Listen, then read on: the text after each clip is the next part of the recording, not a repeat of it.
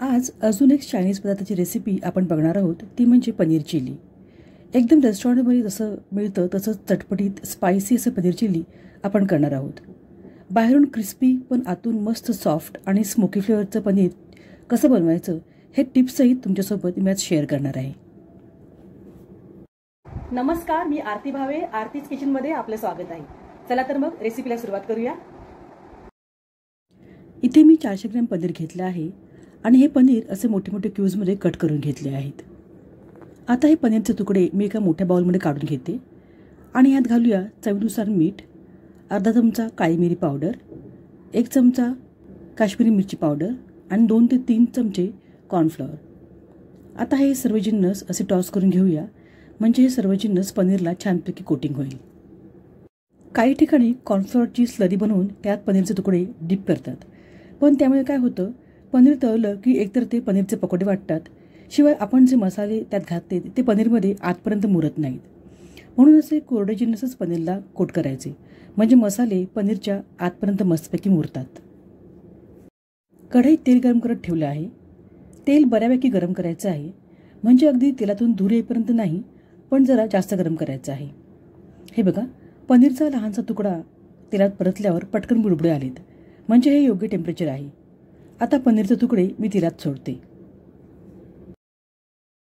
तेल योग्य टेम्परेचरपर्यंत गरम केलं म्हणजे बघा, पनीर कढईला खाली चिकटत नाही।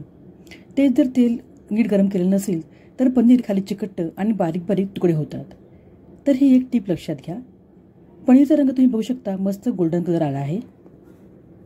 आता हे सर्व पनीरचे तुकडे आपण डिशमध्ये काढून घेऊया आणि याचप्रमाणे पनीरची दुसरी बॅच सुद्धा तळून घेऊया।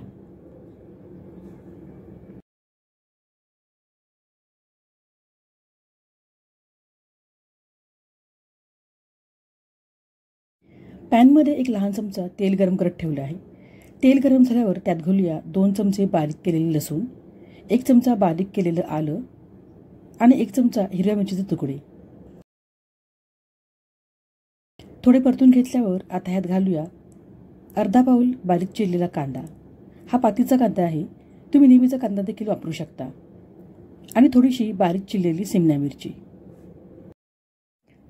थोडं परतल्यावर आता घालूया 1 चमचा सोया सॉस आणि 2 चमचे किंवा तुमच्या आवडीनुसार चिली सॉस। तुम्ही यात शेजवान सॉस देखील घालू शकता। आता ह्यात घालूया अर्धा चमचा साखर।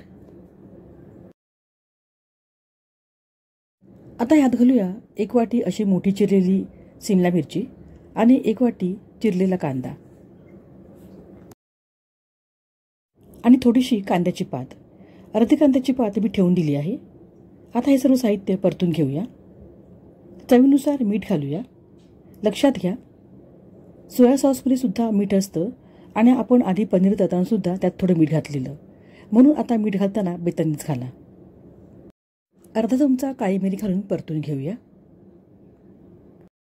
ही सर्व प्रोसेस आपल्याला गॅसच्या मोठ्या आचेवरच करायची आहे, म्हणजे जो एक स्मोकी फ्लेवर येतो तो येईल आणि भाज्यासुद्धा मस्त क्रंची राहतील, मऊ पडणार नाहीत।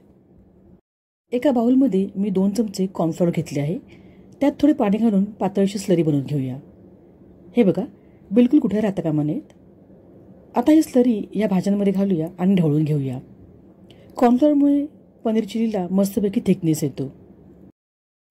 आता हे तळलेले पनीरचे तुकडे घालून छानपैकी मिक्स करून घेऊ। उरलेली कांद्याची पात सुद्धा घालूया।